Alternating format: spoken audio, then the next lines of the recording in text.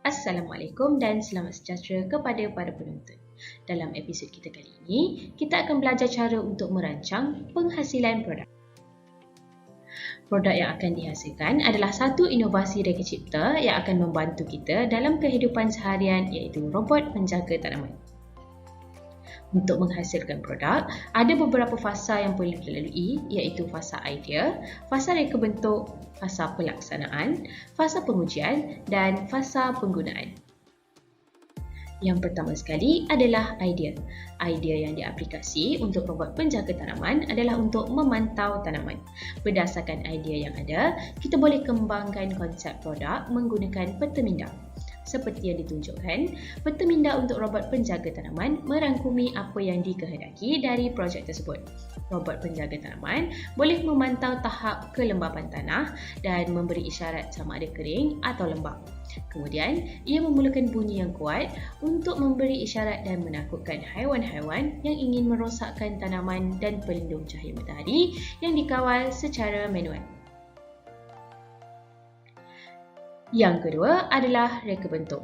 Untuk mereka bentuk sesuatu projek, kita harus menentukan komponen yang sesuai untuk memenuhi syarat-syarat yang dikehendaki oleh projek seperti ciri-ciri khusus untuk penderia, bekalan kuasa dan pengeluaran. Terdapat dua sistem yang diguna pakai untuk menghasilkan projek ini.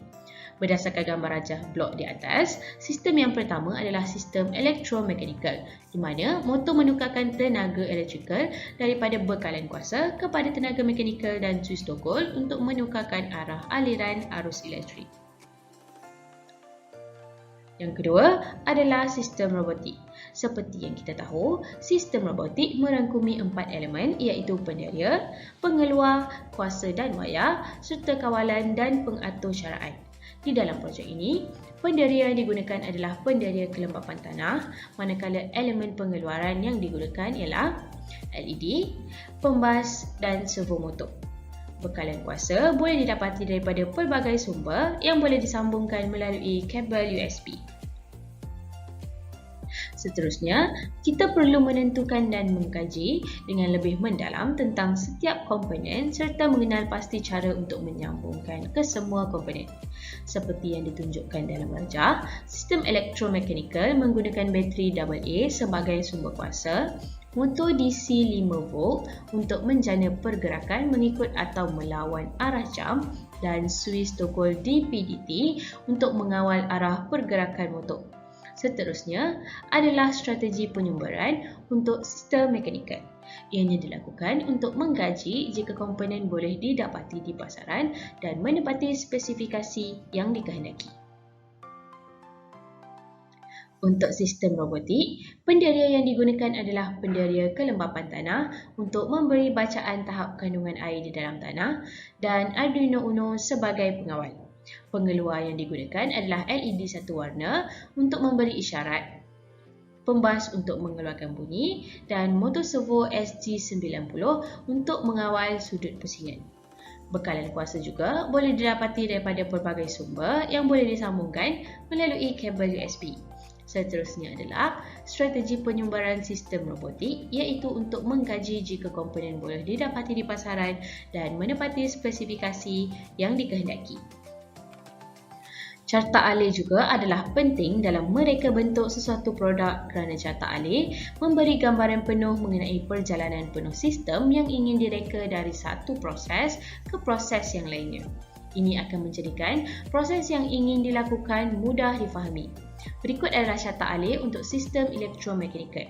Apabila suis dibuka dan suis togol ke kanan, motor akan bergerak mengikut arah jam, manakala jika suis togol ke kiri, motor akan bergerak melawan arah jam. Jika suis tidak dibuka, motor tidak akan bergerak. Ini pula adalah carta alih untuk sistem robotik robot penjaga tanaman. Mula-mula, servo motor akan bergerak ke 0 darjah dan tunggu selama 5 saat. Kemudian, penderia kelembapan tanah akan mengesat jika ada air dan penuh, LED hijau akan menyala, LED merah dan kuning akan padam, serta pembas berhenti berbunyi. Jika ada air dan tidak penuh, LED kuning akan menyala, LED hijau dan merah akan padam serta pembas berbunyi dan servo motor akan bergerak ke 180 darjah. Manakala jika tiada air, LED merah akan menyala, LED hijau dan kuning akan padam dan pembas berbunyi. Kemudian, servo akan bergerak ke 180 darjah.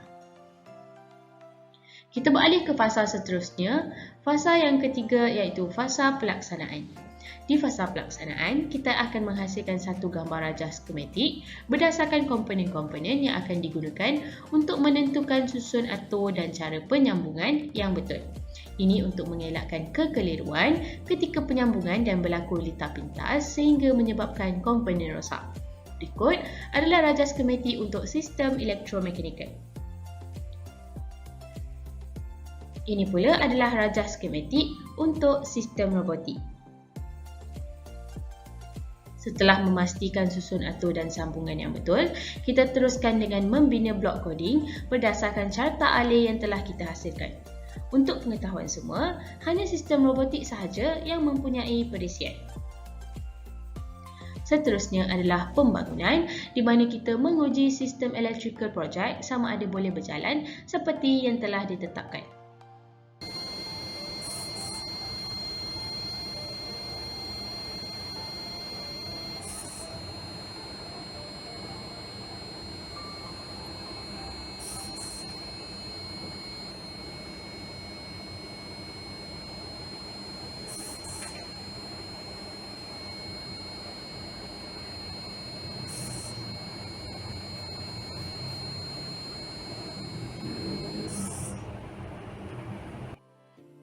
Setelah sistem elektrikal diuji dan berjaya berjalan seperti yang diinginkan, kita akan teruskan dengan melakar lakaran prototipe untuk projek berdasarkan idea dan reka bentuk projek.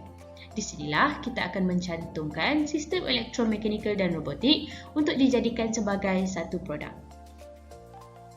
Setelah lakaran akhir dihasilkan, maka bermulalah fasa untuk membina prototipe yang telah dilakar, contohnya seperti prototipe yang ditunjukkan untuk robot penjaga tanaman. Kemudian, kita akan menguji sistem keseluruhan projek dalam bentuk prototipe. Setiap penderia dan pengeluar perlu diuji secara individual sama ada berfungsi ataupun tidak. Hal ini kerana untuk memudahkan kita mengenal pasti komponen mana yang bermasalah. Kemudian, barulah menguji sistem keseluruhan untuk membuktikan keseluruhan projek berjalan dengan lancar.